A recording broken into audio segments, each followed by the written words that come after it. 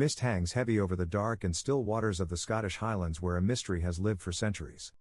Loch Ness is not just a body of water, it is a deep and cold abyss that holds more water than all the lakes in England and Wales combined. It is 23 miles long and nearly 800 feet deep in places, which makes it the perfect hiding spot for something that does not want to be found. For decades the world has been fascinated by the possibility that a prehistoric survivor or a biological anomaly is swimming in these peat-stained depths. This is the legend of Nessie, the Loch Ness Monster, and while many see it as a tourist trap or a simple myth, the history of the sightings and the scientific attempts to find the truth reveal a much more complex story about human nature and the secrets of our planet. To find the beginning of this legend, we have to go back much further than the grainy black and white photos of the 20th century. The first recorded sighting of a monster in the River Ness, which flows from the loch, dates all the way back to the year 565. According to the biography of Saint Columba, the Irish monk was traveling through the Highlands when he encountered a group of locals burying a man who had been attacked by a water beast. Columba supposedly sent one of his followers into the water to lure the creature out, and when the monster rose to attack, the saint made the sign of the cross and commanded the beast to go back. While this story is often dismissed as a hagiographic miracle meant to show the power of the church, it established the idea that something ancient and dangerous lived in these waters long before the modern world took notice. The modern era of the Loch Ness Monster truly began in 1933. This was a turning point because a new road called the A82 had just been completed along the northern shore of the loch. For the first time, thousands of people had a clear view of the water from their cars. In April of that year, a local couple named the Mackays were driving along the shore when they saw an enormous animal rolling and plunging in the water. They described it as a creature with a body like a whale. Their story was published in the Inverness Courier, and the reporter used the word monster for the first time. This single article sparked a global media frenzy. Within months, the loch was crawling with journalists and big game hunters and curious tourists, all hoping to catch a glimpse of the beast. The most famous piece of evidence in the history of Nessie appeared just a year later in 1934. It is known as the surgeon's photo. The image shows a long and elegant neck rising from the water like a prehistoric plesiosaur. For 60 years this photo was the primary proof used by believers to argue that a colony of ancient reptiles had somehow survived the extinction of the dinosaurs by hiding in the loch. It was not until 1994 that the truth finally emerged. The photo was a sophisticated hoax orchestrated by a man named Marmaduke Wetherell. He had been humiliated by the Daily Mail after they sent him to find the monster, and he found only fake footprints.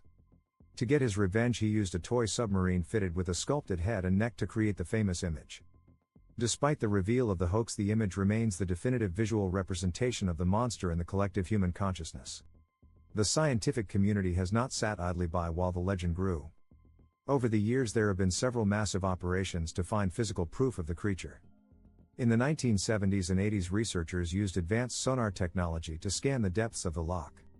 Some of these expeditions reported large and moving targets that could not be easily explained by schools of fish or sunken logs. One of the most famous efforts was Operation Deepscan in 1987, where a fleet of 24 boats equipped with sonar moved in a line across the entire loch. They found several mysterious sonar echoes, but nothing that could be definitively identified as a monster. The dark and murky water, which is filled with floating particles of peat, makes it almost impossible for cameras to see more than a few feet in front of them, which has always played in favor of the mystery.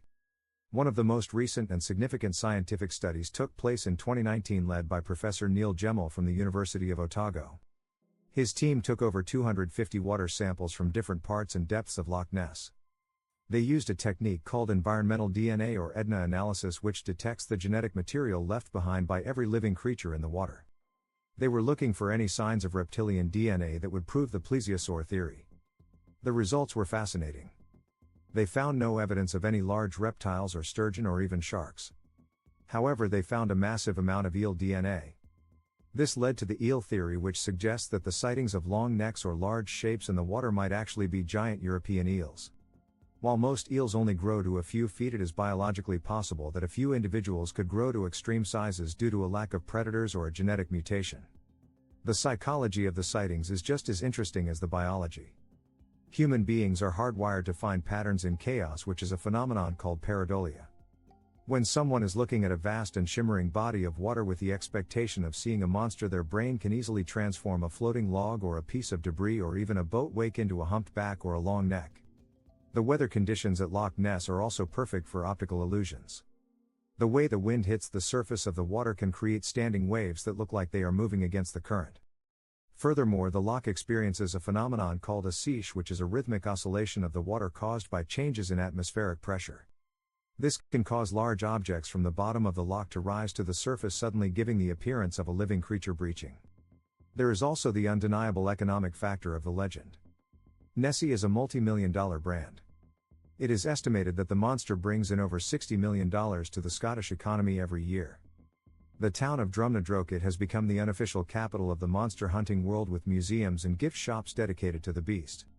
This creates a strange paradox where the people of the Highlands have a vested interest in keeping the mystery alive regardless of the scientific evidence. Even if there is no monster, the idea of the monster is very real and very profitable. It has become a part of the cultural identity of Scotland and a symbol of the enduring power of folklore in a modern and digital world. Comparing the real search for Nessie to the way it is portrayed in movies and television reveals our deep desire for the unknown. We live in an age where almost every square inch of the planet has been mapped by satellites and explored by drones. The idea that a massive creature could still be hiding in a lake in the middle of a developed country like the United Kingdom is a comforting thought.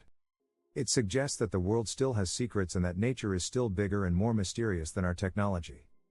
Whether Nessie is a giant eel or a surviving prehistoric reptile or simply a collection of shadows and ripples, the legend fulfills a basic human need for wonder and myth.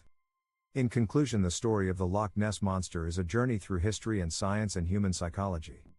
It began with the prayers of a saint and evolved into a global phenomenon fueled by hoaxes and headlines and genuine curiosity.